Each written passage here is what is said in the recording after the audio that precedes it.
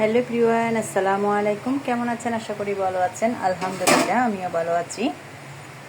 এই তো দেখতে পাচ্ছেন, এই কোরমাটা রান্না করেছি। এখানে কোরমার কালারটা কীরকম হয়েছে দেখতে পাচ্ছেন।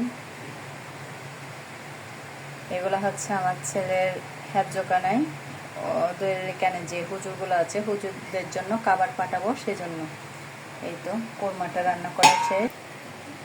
আর এখানে করেছি মুরগির রোস্টের কালারটা দেখতে পাচ্ছেন কীরকম হয়েছে।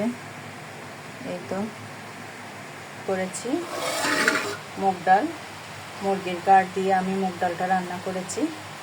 আর দেব হচ্ছে ডিম, পোলাও ভাতের জন্য চালটা ধুয়ে পানিতে ভিজিয়ে ধুয়ে এখন সুন্দর করে জড়িয়ে রেখেছি। এটা দুপুরবেলা ওদের এখানে খাবার পাঠাবো হেফজোখানায় ও হুজুরদের জন্য।